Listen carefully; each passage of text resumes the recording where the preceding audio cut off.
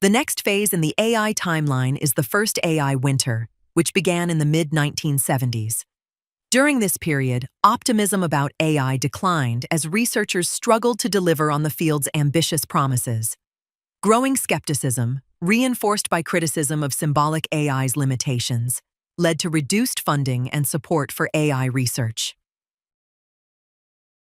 The first artificial intelligence. Winter began in the mid-1970s. The term AI winter describes a period when expectations for AI had become very high, but the technology failed to deliver the anticipated breakthroughs.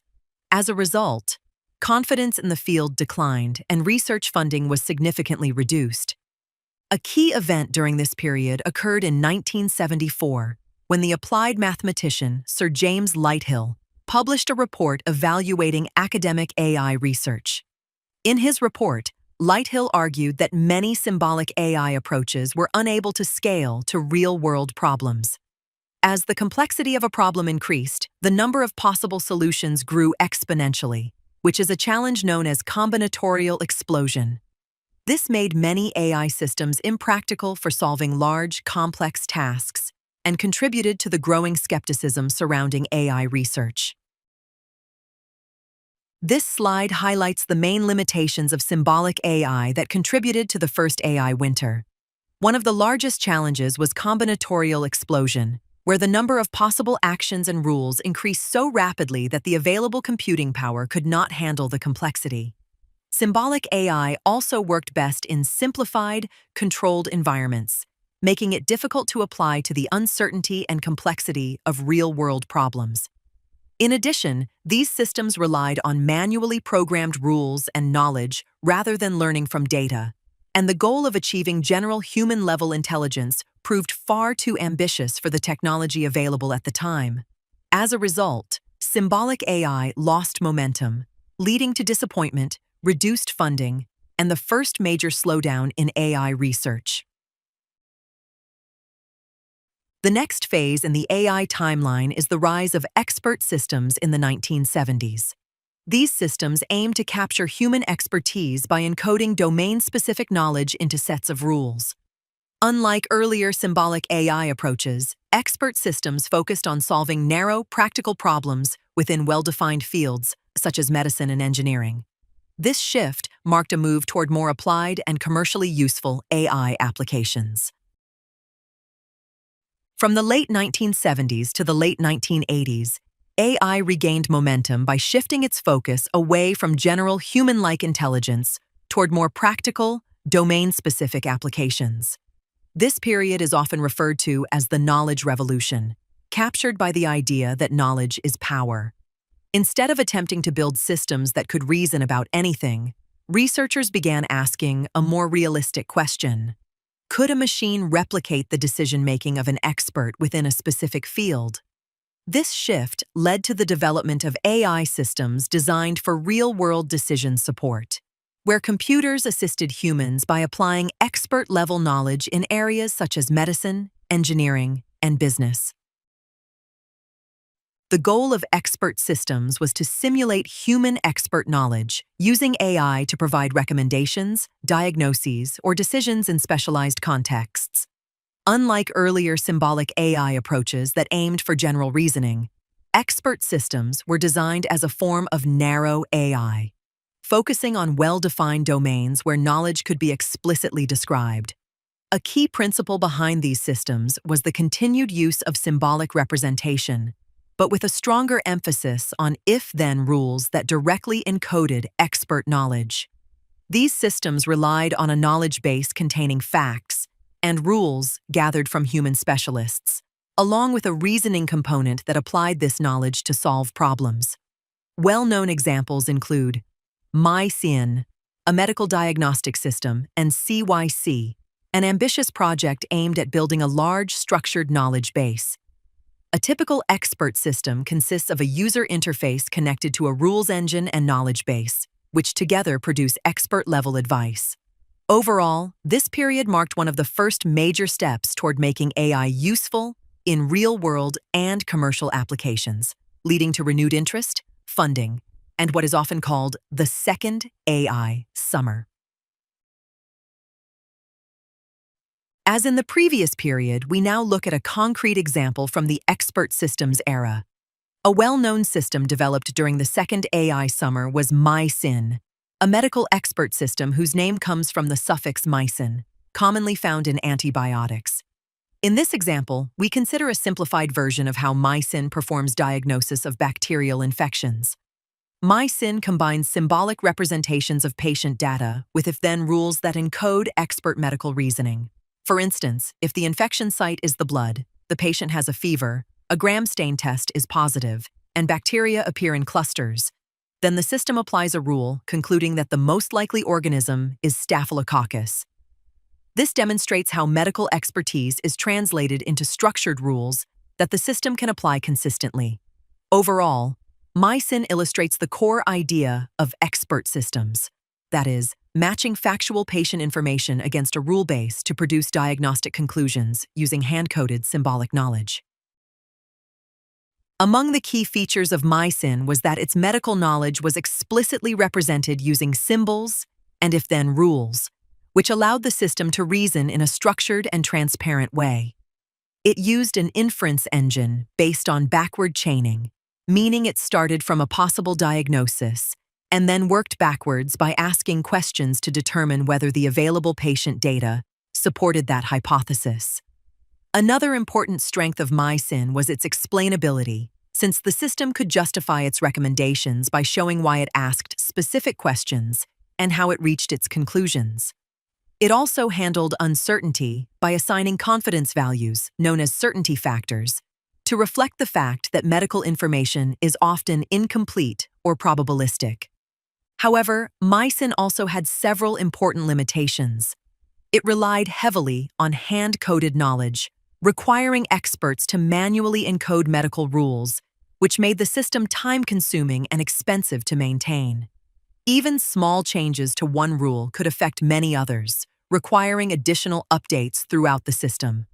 In addition, MySyn had limited generalization, as it worked well only within its specific medical domain and could not easily be transferred to other tasks or environments. Most importantly, it had no learning capability, meaning it did not improve from experience or new data, which stands in contrast to modern machine learning approaches. Overall, MySyn demonstrates both the impressive capabilities and the inherent limitations of early expert systems in medical diagnosis. The next phase in the AI timeline is the second AI winter, which occurred in the 1980s. During this period, enthusiasm for AI declined once again as many expert systems failed to scale beyond narrow, specialized tasks. As expectations were not met in real-world applications, funding decreased, and confidence in AI research dropped significantly. The limitations of expert systems eventually led to disappointment and reduced investment in AI, marking the beginning of the second AI winter, which lasted from the late 1980s to the early 1990s. Although expert systems had demonstrated that AI could be applied to real-world problems, they were unable to meet expectations when deployed on a larger scale. One of their main weaknesses was the lack of common-sense reasoning. While expert systems could apply rules effectively in narrow domains, they struggled with exceptions, contradictions, and situations that required flexible reasoning or the revision of conclusions. Another major challenge was the knowledge elicitation problem. Because these systems relied on hand-coded rules, experts had to manually translate their knowledge into if-then statements, a process that was both difficult and expensive. Maintaining these systems was also challenging, as changes to knowledge often required extensive updates to the rule base. Expert systems also showed poor adaptability. They performed well only in the specific situations for which they had been programmed and could not easily generalize to new or unexpected scenarios. Most importantly, they had no learning capability, meaning they could not improve automatically from new data or experience. In summary, although expert systems represented a major step toward practical AI applications, their dependence on static rules, limited flexibility, and inability to learn ultimately led to declining confidence in AI and the onset of the second AI winter. The next phase in the AI timeline is the emergence of agent-based AI and probabilistic AI during the 1990s.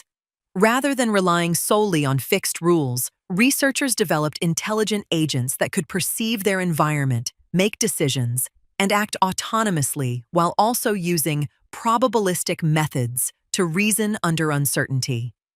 These approaches made AI systems more flexible, adaptive, and capable of solving complex, real-world problems where information is often incomplete or uncertain. Agent-based AI became influential from the 1990s to the early 2000s, marking a shift away from viewing AI as purely logical reasoning toward building systems that could act intelligently in real-world environments.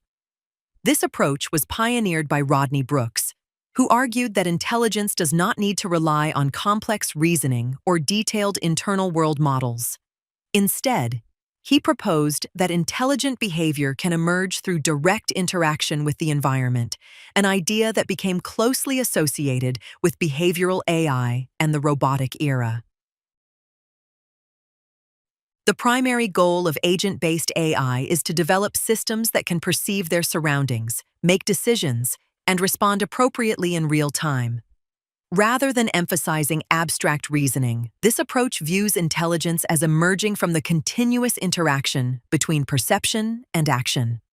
The basic cycle can be summarized as perceive, decide, and react, resulting in reactive AI that is better suited to dynamic environments than the rule-heavy, symbolic systems of earlier decades.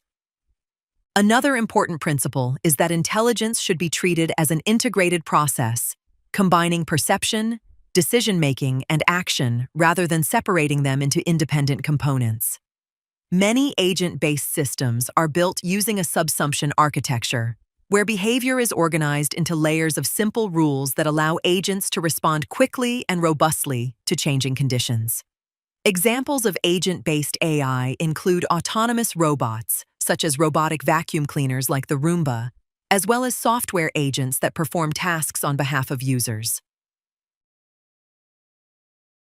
This slide presents a practical example of agent-based AI by showing how a robot vacuum cleaner can be designed using the subsumption architecture, one of the key concepts of behavioral and robotic AI. The main idea is that intelligent behavior does not always require complex reasoning or long-term planning. Instead, an agent can behave intelligently by combining a set of simple behaviors that respond directly to information received from its sensors. The robot continuously perceives its environment through sensors and uses a controller to translate this information into actions.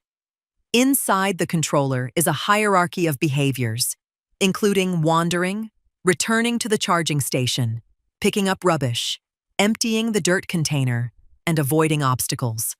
These behaviors are organized by priority, allowing higher priority behaviors to override lower priority ones whenever necessary. For example, even if the robot is wandering, obstacle avoidance immediately takes control when an obstacle is detected.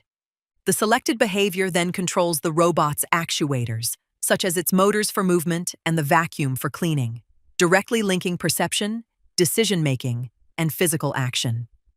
The subsumption architecture follows a simple hierarchy of rules. If an obstacle is detected, the robot avoids it. Otherwise, if the dirt container is full, it empties it. If rubbish is detected, it collects it. And if none of these conditions apply, it continues wandering. This example demonstrates how agent-based AI produces robust and adaptive behavior through layered, reactive rules driven by sensor input, rather than through complex, symbolic reasoning. This slide summarizes the main strengths and weaknesses of the agent-based AI approach. One of its key strengths is that agents are autonomous and goal-oriented, meaning they can operate independently to accomplish tasks such as cleaning a room. They are also robust to expected changes in the environment and can react quickly to sensor input because their behavior is based on simple, reactive rules. Another advantage is that these systems are relatively easy to build and extend, as new behaviors can often be added as additional layers without redesigning the entire architecture. Despite these advantages, agent-based AI also has important limitations. Because these systems are primarily reactive, they lack deep reasoning and do not construct detailed internal models of the world. Their behavior is generally limited to simple tasks, making them less effective in highly complex or unpredictable environments. In addition, they have no learning capability, meaning they cannot improve their performance through experience and have only limited adaptability beyond their predefined behaviors.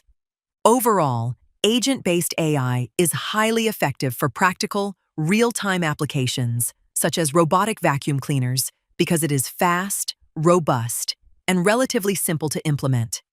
However, its inability to learn, plan, and perform complex reasoning means that it is not sufficient on its own to achieve more advanced forms of artificial intelligence.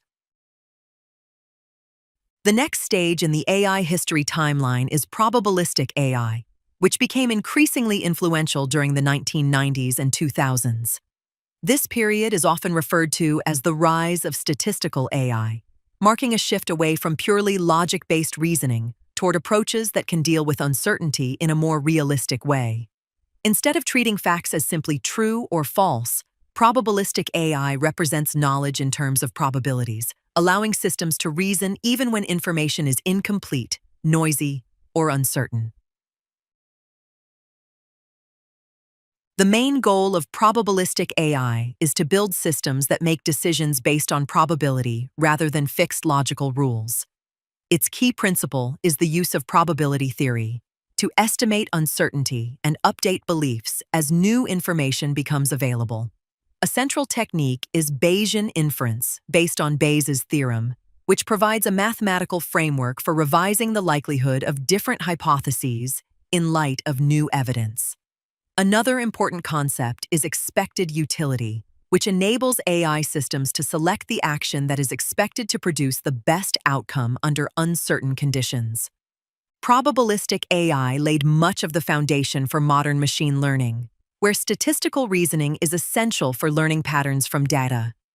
Important methods developed during this period include Bayesian networks and hidden Markov models, both of which remain widely used in applications involving prediction, diagnosis, speech recognition, and decision-making under uncertainty. This slide presents a practical example of probabilistic AI by showing how a Bayesian approach can support medical decision-making when the available evidence is uncertain.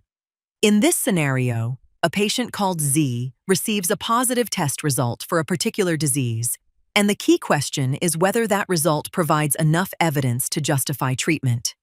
Unlike symbolic AI, which would treat the result as simply true or false, probabilistic AI recognizes that a positive test does not guarantee the presence of the disease.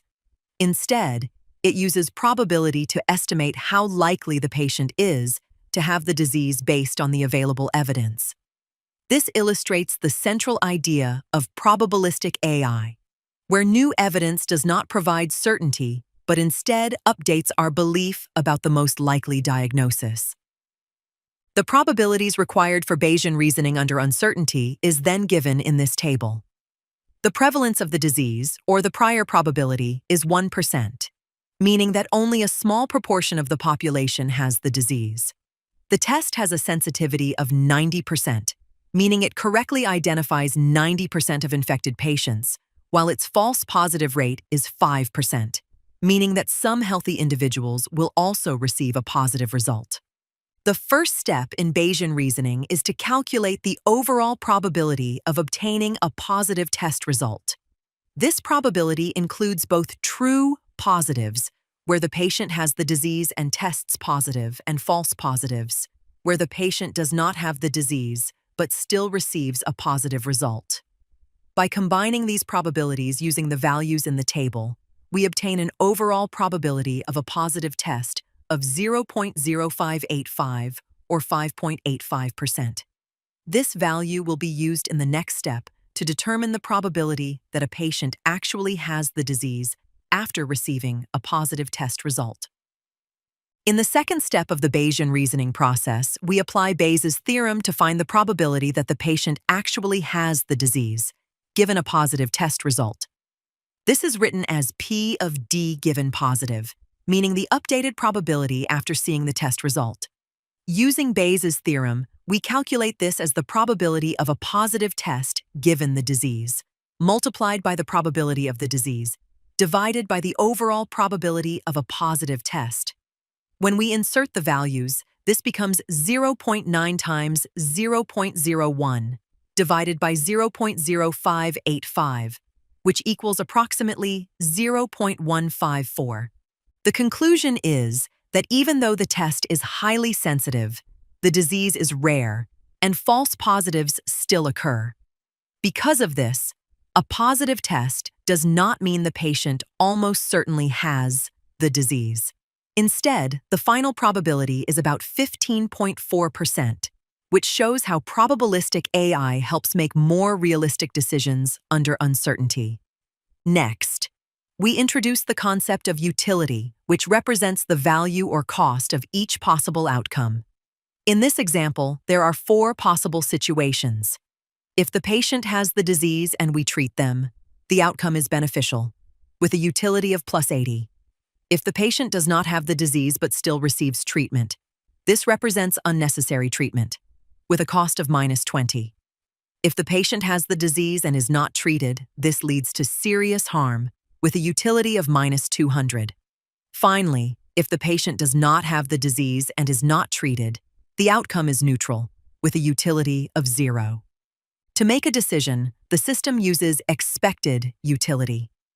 Based on the probability that the patient has the disease given a positive test result, which is 0.154, the AI compares the expected utility of 2 options, which are treating the patient or not treating the patient.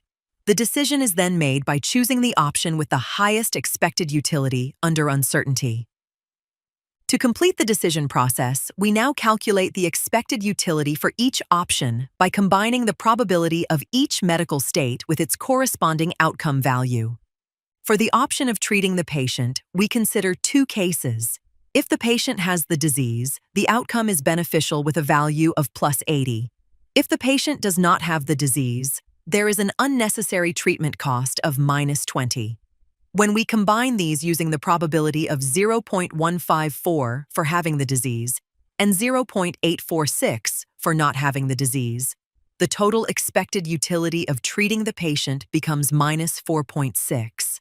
For the option of not treating the patient, we again consider both cases. If the patient has the disease, the outcome is very harmful with a value of minus 200. If the patient does not have the disease, the outcome is neutral with a value of 0. When we combine these probabilities, the expected utility of not treating the patient becomes minus 30.8. Since the expected utility of treating the patient is higher than not treating, the system chooses treatment as the best decision. In other words, the final decision is to treat patient Z for disease D. This example clearly shows how probabilistic AI makes decisions by balancing risk, probability, and outcome, rather than relying on simple yes or no logic. In this slide, we list the strengths and weaknesses of probabilistic AI, using Bayesian networks for disease diagnosis as the main example. The goal is to understand why probabilistic methods became so important in AI, especially for real-world problems where uncertainty is unavoidable. The key strengths of Bayesian network approaches are, first, that they are probabilistic, meaning they represent uncertainty explicitly instead of treating information as simply true or false. Second, they are often interpretable, since the structure of the model and the relationships between variables can be inspected and explained. Third, Bayesian networks support decision-making by combining probabilities with utilities, allowing systems to choose actions based not only on likelihood, but also on the consequences of different outcomes. Finally, they can update their beliefs when new evidence appears, using Bayesian inference to revise probabilities as new symptoms or test results are observed. However, probabilistic AI also has important limitations. One key challenge is its dependence on accurate probability estimates, such as disease prevalence or utility values, since incorrect inputs can lead to misleading conclusions. Another limitation is that probabilistic inference can become computationally expensive, especially in large networks with many variables. The results also depend strongly on design choices, including which variables are included and what assumptions are made about their relationships. Finally, although probabilistic AI is powerful for statistical reasoning, it still has limited common sense reasoning and can struggle with broader contextual understanding beyond the model. Overall, probabilistic AI represents a major step forward in the history of AI, as it provides a systematic way to reason under uncertainty and make rational decisions in complex, real-world situations.